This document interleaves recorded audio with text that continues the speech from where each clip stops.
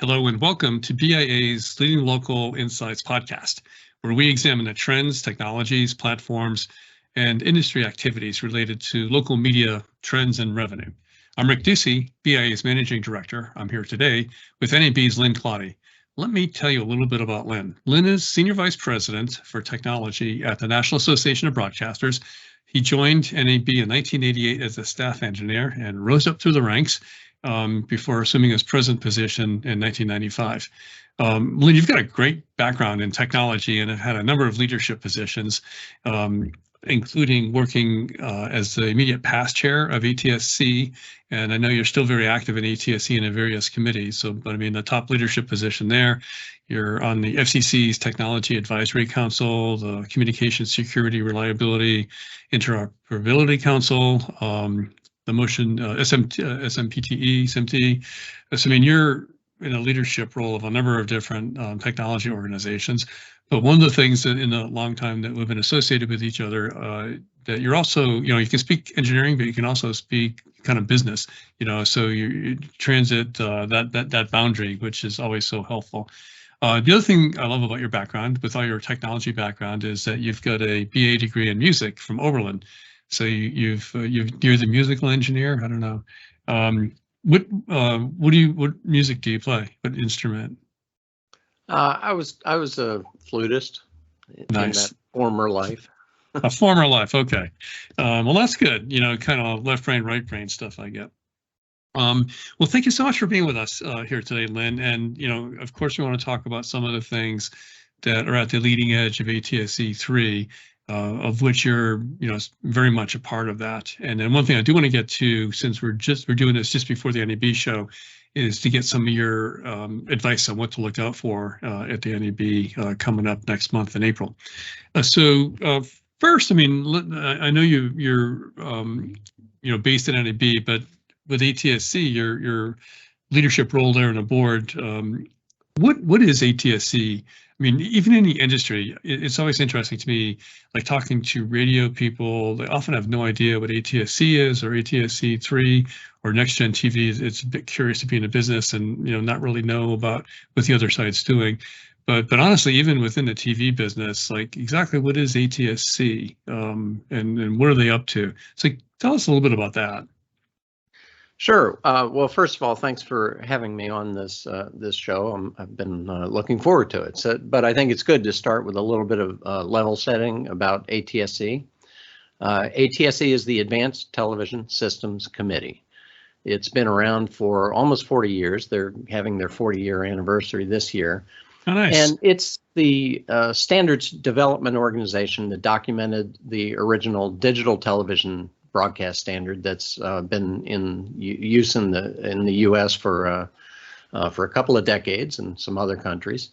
And more recently, they have developed the ATSC 3.0 set of broadcast standards, and that defines the makeup of what is NextGen TV. NextGen TV being the consumer logo and the lingo for ATSC 3. So ATSC's mission is really to do two things. They develop technical standards for over-the-air terrestrial broadcasting, and they promote their usage in the industry. And those tend to be separable activities. The first, of course, is highly technical engineering kind of stuff, and the promotion part is more being an industry educational resource or a forum for discussion or somewhat of an industry cheerleader for digital television. But everything ATSC does falls in one of those two buckets, either developing standards or promoting standards one way or another. And then to be clear, ATSC creates a standard and it's voluntary. I mean, there's no force of government behind this. It's just if the industry wants to build NextGen TV or ATSC 3 things, how do they build it? Well, this standard gives a roadmap, kind of a blueprint of how to build things so that they work together. But it's not, government enforced or anything like that. It still is voluntary. Right. ATSC is a membership organization, has 150 or so members in the industry, everything from broadcasters to consumer TV manufacturers and professional equipment manufacturers. So it's kind of the full broadcast chain all the way to the consumer. And you're right, they develop voluntary standards. In the case of digital television, the Federal Communications Commission did adopt the ATSC digital television standard for broadcasting in the US. But that's kind of the old model. They are now, as far as ATSC 3 goes and the government, the FCC has given permissive authority to use ATSC 3.0, but they don't require it, and they're not expected to require it. So there is this sort of mind the gap thing happening, and maybe switching hats to NAB and other kind of industry representation. There's been a lot of launches in markets and by stations, and I'm not sure what the current number is. 2/3 or so of the country on a household basis has one or more ATSC 3 signals available to them. All very good, but there's some friction along the way. And I think that NAB and some others have encouraged the FCC to set up a task force or something to try to see, okay, we're here, but we need to get there. How is that initiative proceeding? Well, this is a huge transition for the U.S. Population. It's just like digital television was. It's a big change, and it requires a lot of tenuously connected industries. So if you really want to have this huge transition go, it has to be coordinated, hopefully by some central entity. And broadcasting is regulated by the FCC, so they're the logical choice to do some of that central coordination function. And NAB has asked that the FCC form a multi-bureau task force for NextGen TV. In other words, this has been kind of the province of the Media Bureau so far, and it's bigger than the Media Bureau. And they have a lot of expertise at the FCC. Certainly at the Office of Engineering and Technology, and they've been involved too. But there are international aspects to this, involving the International Bureau and the Consumer and Governmental Affairs Bureau, public safety, because there are emergency alerting aspects to this. The Wireless Bureau, mainly because they have shown how to run one of these big transitions for a different industry, but 5G is another huge change in the industry. So the Wireless Bureau should be involved, and all of this is economics and those kinds of things. So the Office of Economics and Analytics have been through these kinds of things with the auction process, for instance. So there are these mammoth industry transitions, a lot of expertise over at the FCC. And while the industry is collaboratively working together to make a better broadcast system, there's a role for government here, even if it isn't mandating things. So there is appetite for doing this in the industry and involving the FCC in this way.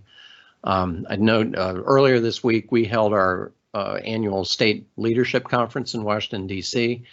FCC Commissioner Symington was there, and he said on stage that he thought a task force in NextGen TV was, quote unquote, a good idea. So there are others out there promoting the idea, and we hope those that aren't promoting it are warming up to it.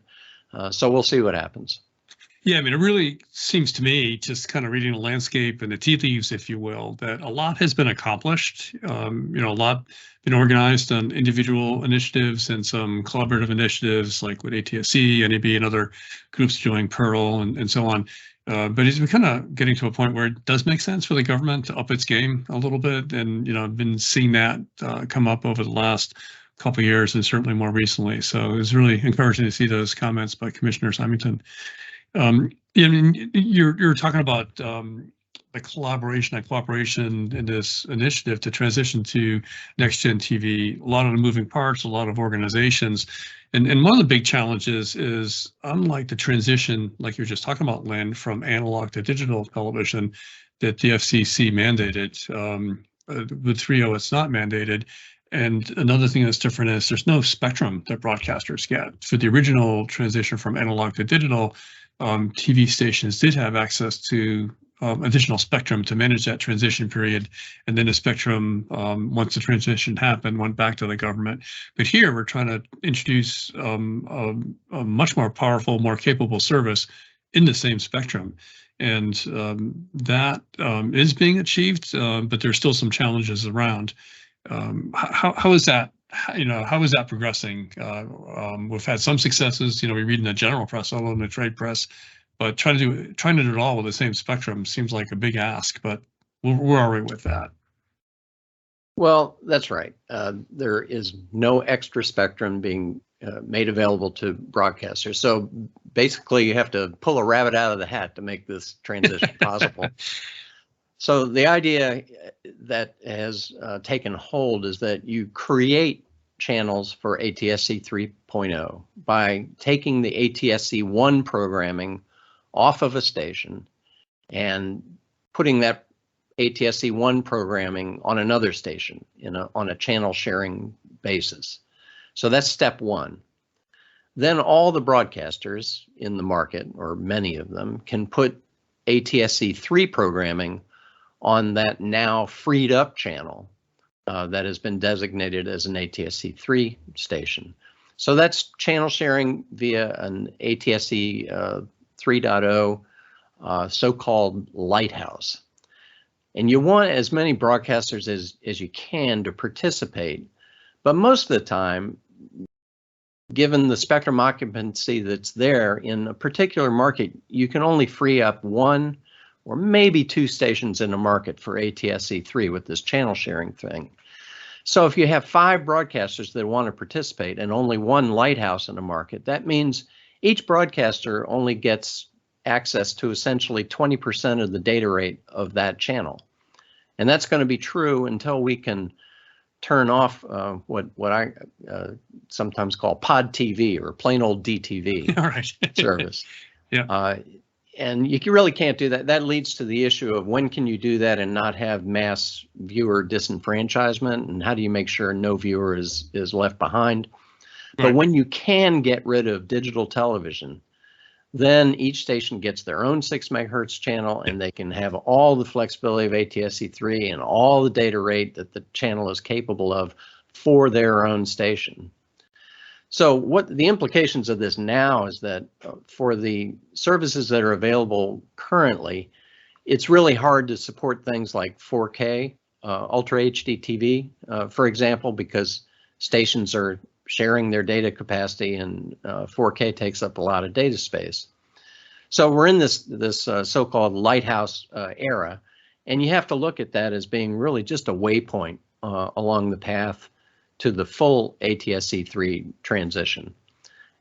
And really, although it's playing out in the public, what we're in the process of doing right now is developing the platform as opposed to deploying the full service. Yep. So by that, I mean, we need to get stations on the air, we need to get television sets in homes, and we need to develop a mass market platform, because broadcasting really requires a mass market to work, or to work efficiently. And once you have the platform fully in place, then you can do all the investment in program services that are hopefully going to delight consumers and make money for broadcasters and others. But the platform has to be firmly developed first.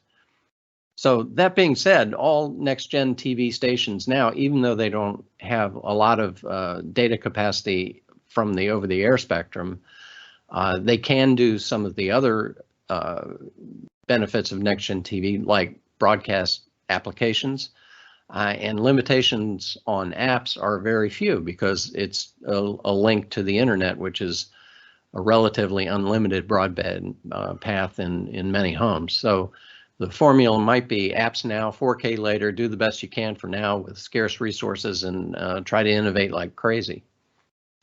Yeah, I mean, that's definitely the hand that has been dealt, or is just being dealt to ourselves in the industry.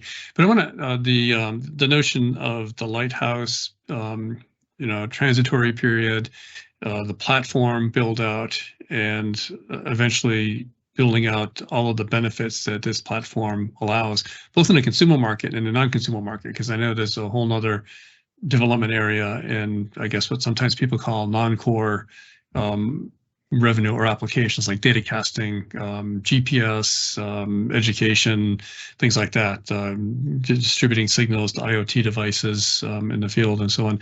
So for the let me start first from the consumer perspective. So we're in the Lighthouse period, which means ATSC 3 services, NextGen TV, as is branded for consumers, have some benefits. And so as these stations go to NextGen and start broadcasting NextGen TV services in a market like where you and I are, Lynn, in the Washington, D.C. market, we have ATSC 3. There's some promotion to the consumers. Hey, you can get NextGen TV. If they're receiving it off the air, there's certain things they might need to do, like rescan for their TV or whatever device they're using and so on. But the NextGen experience for consumers, they're being told there's some benefits and here's what you can expect.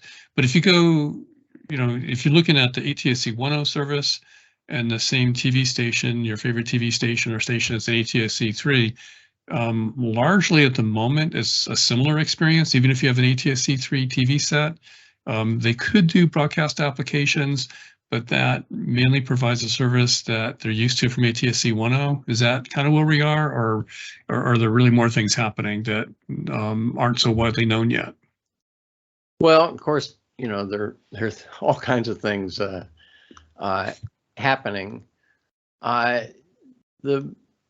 The app environment is pretty interesting right now, and that's been kind of a training activity for broadcasters to get their web activity converged with their broadcast activity. Right. So apps are kind of one of the convergence aspects of ATSC 3.0, or broadcast and broadband convergence, that is. And the not so secret sauce that makes convergence possible is the commonality of internet protocol, which is the backbone of both broadcast and ATSC 3.0, and of course broadband as an internet service. So that means content is really easy to mix and match, regardless of how it gets to the TV, whether it comes by a broadband pipe or a broadcast pipe. So apps specifically can be delivered over the air, or they can be delivered by broadband or Wi-Fi channels.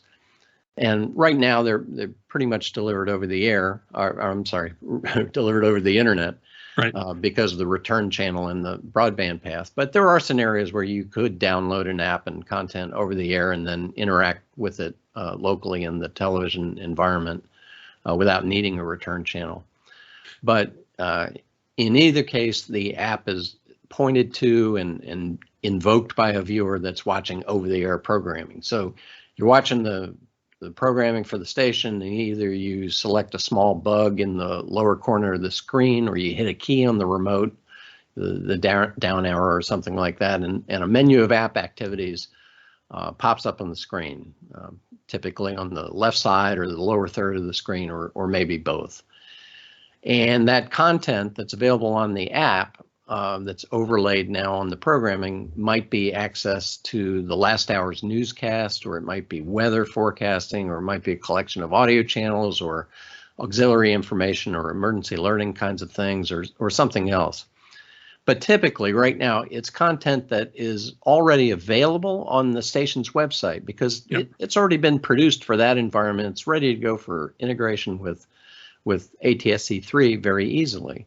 So that's why I think apps are perhaps the greatest change that NextGen TV will make in viewers' lives right now. Maybe not later, but right now. So making relevant or interesting stuff that essentially comes from the internet available to people watching television is actually a very transformative notion. And it's transformative not because it's revolutionary technology. It's not. But it is revolutionary contextual convenience. Right. While we say people will be on their laptop while they're watching television, well, not everybody does that. But for those that do just watch television, and to be able to bring in those web resources in the same environment that they're watching, as a more as a couch potato, is that's pretty fresh. And one of the things people talk about is like ATSC 3 TV set and devices, enabling devices. to be able to receive off the air, which is a growing part of the population, of course. More and more people are going to off the air. So that really is a much more important platform than it has been, in recent years, and growing in importance.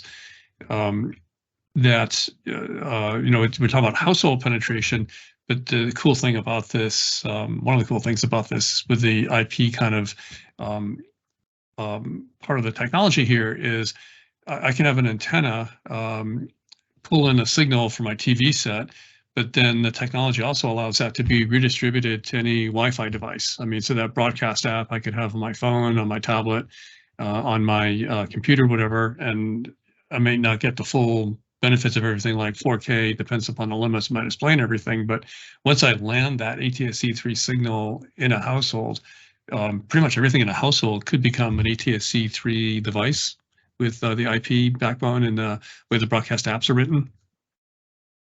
Yeah, you can get to these increasingly complicated and complex things where you have service sharing and retransmission within the home on Wi-Fi and different kinds of devices that make it more and more convenient for consumers to participate in the NextGen TV experience. You have to look at it, though, as kind of a crawl, walk, run path to be able to do that. And most of the effort right now is in let's get watching TV down right and solid, and then start branching out into some of these other areas. But there are certainly people working on that. There are products in the wings coming out for a more unified experience in the home that is more agnostic to what delivery path you're dealing with, and just being able to enjoy the content. So it's coming, but you got to be a little bit guarded about when it's going to get here and who the pioneers are going to be. Right, exactly. You had mentioned in this FCC task force discussion that the notion of 5G. So I mean, a lot of promise. I know some broadcasters and others are working on ATSC 3 plus 5G. What does that enable? As you converge those platforms. So a lot of kind of cool, interesting stuff happening. So kind of in the moment, where we are is this wave of TV stations transitioning through Lighthouse deployments into ATSC 3. So audiences have access to ATSC 3 signals with some initial benefits, out of the box, maybe not 4K yet, and maybe not a lot of interactivity, but that's coming. And as that Lighthouse period winds down and goes away, and we're fully ATSC 3, a lot of the things that are in development just gets better and more exciting as that platform gets more capable in its own right, with more data being allocated to it versus siphoning off some for ATSC 3. And then converging it with platforms like 4G, 5G, or whatever else, and then the range of devices in a house, so you can carry that service to wherever the people are in the audience and whatever they're using and doing. So kind of a good road ahead. So now the question that I won't put you in a spot personally unless you'd like to accept the assignment. And then the smoking tape recorder goes. But what's kind of the thought in the industry about either goals or sort of expectations when this Lighthouse period is over and the industry somehow says, okay, on this date, we'll no longer be doing ATSC 1.0, everything will be ATSC 3.0. When the government mandates it and you have a deadline, it kind of works, but trying to get industry on its own to do this cutover, is that foreseeable, or we are still learning, so we don't really have an end date in mind? Is it 10 years away?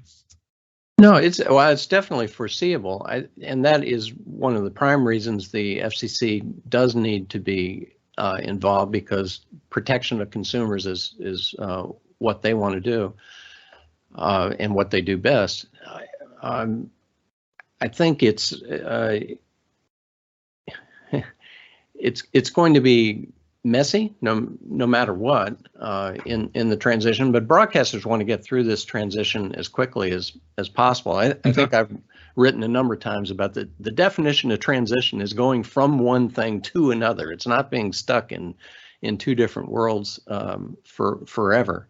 Right. And the disadvantages are huge for broadcasters because of the lack of spectrum. So you want to get to ATSC 3 as quickly as possible. The FCC really has to be involved to kind of help define what are the metrics for turning off DTV, and can you do it on a voluntary basis, on a market-by-market basis, or is there some public policy that is served by doing it on a nationwide basis, for instance? So what is the penetration of NextGen TVs in a market that would make you able to start talking about turning off DTV, and what are the cost alternatives for those that haven't made the transition to getting inexpensive converter boxes to solve the the last viewer problem. So those are all things the industry needs to talk about and come up with an answer for, and I think it's metric driven as opposed to just timeline driven. 10 years would be nice.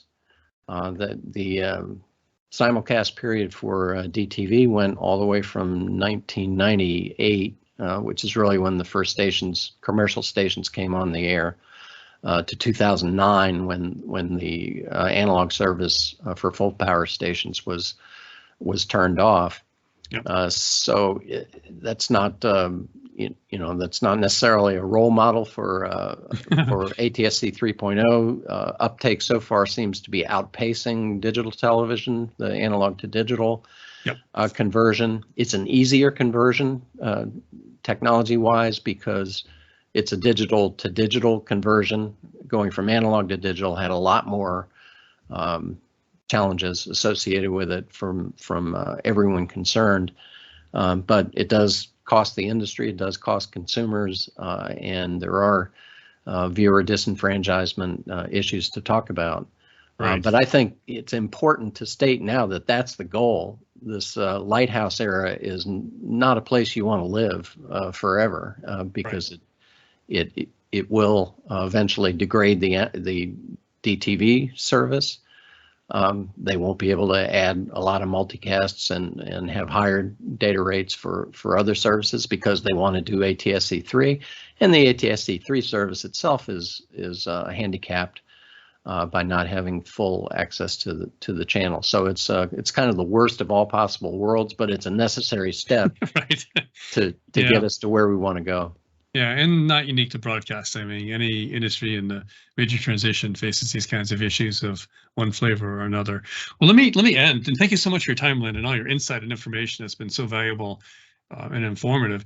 So we do have the NAB show coming up. I know that's keeping you super busy along with a lot of other people, and ATSC 3, NextGen TV, we're going to see pop up in programs on the floor and in special meetings and so on. What kind of things should we look out for at the NAB show coming up with respect to NextGen and ATSC 3? Obviously, it's a major issue for the show. We announced the program for the Broadcast Engineering and IT Conference. That's what the technology department puts together. Middle of February, I think. It's live on the show website. So there are lots of NextGen TV papers and panels that are going to be of interest to technologists, and that'll begin on Saturday, the day before the exhibit floor opens. But there are a lot of things that are also happening before the exhibit floor opens. The Society of Broadcast Engineers is running a 2-day program on NextGen TV on Friday and Saturday before the show. For public broadcasters, the Public Media Venture Group is running a 2-day technology summit on Thursday and Friday before the show. And a lot of that's about NextGen TV. So by the time the exhibit floor opens, there will already have been dozens of hours of conference programming devoted to ATSC 3. And when the exhibit floor does open, it's going to be everywhere. At this point, the NextGen TV technology, especially on the professional side, has been largely mainstreamed into traditional exhibitors' product offerings and will be in their exhibit booths. Not that there won't be committed demonstrations as well on the edge of the technology front, but like last year, ATSC itself will have a large booth in the West Hall, and there'll be somewhat of a central hub for seeing NextGen TV in action. They'll have consumer TVs there and other reception equipment, as well as technology demonstrations from some of their members. I think something like 13 companies right now are participating in demonstrations at the ATSC booth. ATSC membership will be hanging out there. And they also have a number of happy hours at the booth, so you can have a next-gen beer. There you go. Absolutely, yeah. And there's so much in play already. I'm not sure there's much new to expect. It's really more, here's what we're doing, with this new technology. But in terms of like startling news, maybe not so much that. It's just like, here's the steady progress we're making, and here's how we're using this platform as we're still building it. Yeah, I think so. It's gathering people into the more people into the tent and moving forward together, as opposed to a new revolutionary widget. Yep. Well, this has been great. Anything else that you want us to know about with respect to ATSC 3.0 and what to look ahead for? Well, just a little bit on maybe the basic numbers. You alluded to those earlier, but just for people to get a milestone as to where we are. There are 63 markets now in the U.S. that have at least one full power NextGen TV Lighthouse, and those markets cover over half the U.S. population. There will be more markets lighting up this year. The industry goal is to reach markets that include 75% of the population in 2023. Right now, in those 63 markets, there's something over 300 stations that have a NextGen channel on the air. So if you're in the market for a TV, make sure it's a NextGen TV. All Sony sets are NextGen TV capable now. Many LGs, Samsungs, and Hisense models are NextGen. We're on track, according to forecasts from the Consumer Technology Association, to have 50% of all TVs sold to be NextGen TV by the end of 2025, and hopefully we'll exceed that forecast goal as other manufacturers launch products. So if anyone's interested in keeping track of those kind of statistics, you can go to the website watchnextgentv.com, and that keeps an accurate list of the models that are available and the stations that are on the air. The ATSC website, just atsc.org, is also a good source for what's happening in the latest news on NextGen TV and what's happening with ATSC. And the show, of course, is nabshow.com. Learn more about the show. All right. Lynn, thank you so much. Appreciate it. Everybody in the audience, thank you so much for joining us today on BIA's Leading Local Insights podcast. A lot happening on the TV front, as you've heard from Lynn. Thank you so much for listening. We look forward to having you join us the next session. Check us out at www.bia.com, and please check out our free daily newsletter at our website. You can sign up for it there. Events, podcasts, webinars, reports that we're issuing, and getting to meet and learn more about the things that cool people like Lynn Claudy are working on. Thanks, everybody. Have a great day. Thanks, Lynn.